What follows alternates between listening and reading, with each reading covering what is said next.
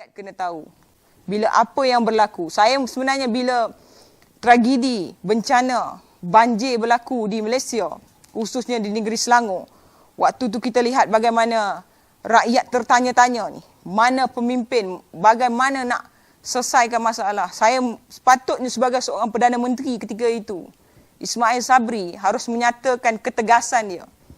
Dia patut sebut waktu itu, sebagai Perdana Menteri Malaysia, saya dengan ini mengumumkan bahawa saya menghentikan ataupun pada tahun ini tidak membenarkan mana-mana ahli parlimen yang bercuti ke luar negara untuk membuat klaim ataupun tuntutan perjalanan yang tertulis di dalam milik mereka lah. Maknanya bila dia jadi menteri, dia ada keistimewaan tersebut. Tetapi bila berlakunya bencana, saya mengharapkan Ismail Sabri itu menyebut kita tangguhkan tuntutan perjalanan menteri-menteri ini dan semua wang itu disatukan dan disalurkan semula kepada rakyat. Tapi tak berlaku, makcik. Yang berlaku apa? Tak boleh keluar duit KWSP. Sebab apa? Nanti tua tak ada makan. Kalau kamu kata kamu negara yang sedang menuju negara moden, negara maju, wang yang tinggi, ekonomi yang baik, kenapa perlu kamu katakan kepada rakyat bila tua tak ada makan? Fikir dengan akal yang waras. Kalau pada ketika itu kamu kata pada rakyat, jangan sebab masa depan kamu nanti bila kamu keluar sekarang, kamu tak makan. Sepatutnya sebagai sebuah kerajaan, kamu sebut dan kamu beri jaminan kepada rakyat dan masyarakat.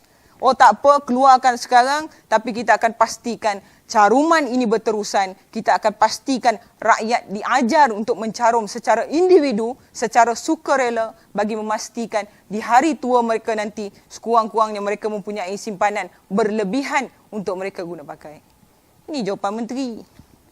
Tapi kalau tanya jawapan menteri sekarang, kenapa tak boleh keluar duit sekarang? Tak boleh. Nanti tua tak ada duit.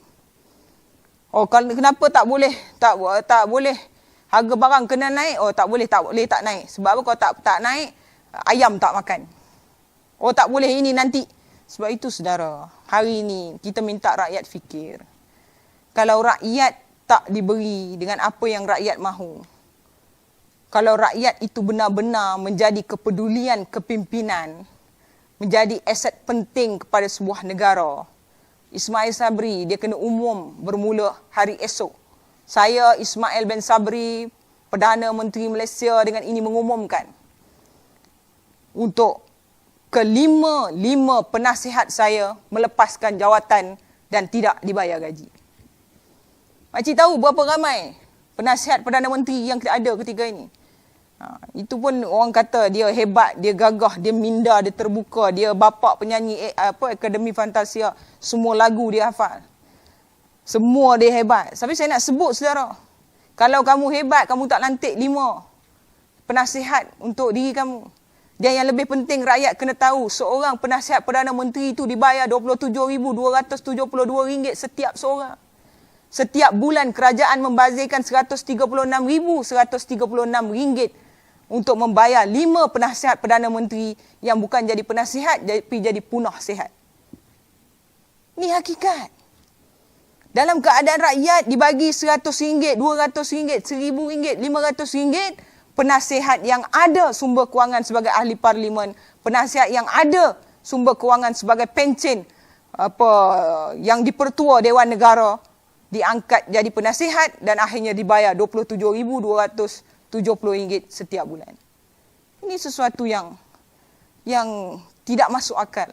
Kalau tanya pada saya, rata-rata ramai yang berfikir bahawa inilah apa yang rakyat perlu tahu dan apa yang rakyat perlu rasa. Kita bukan pengemis dalam negara kita sendiri.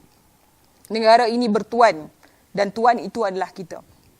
Nak menuju pilihan raya ke-15, dengan apa yang berlaku dalam pentas politik, kalau kita masih lagi memilih Perikatan Nasional, kita masih lagi memilih Barisan Nasional, kita sebenarnya memilih untuk menjadi miskin, menjadi tidak relevan dan menjadikan anak-anak kita mewarisi sesuatu ataupun landscape politik yang tidak menentu, yang akhirnya menjadikan mereka juga akan mengikut watak kita yang sama, mengemis daripada kerajaan dan bukan menjadi tuan untuk negara ini.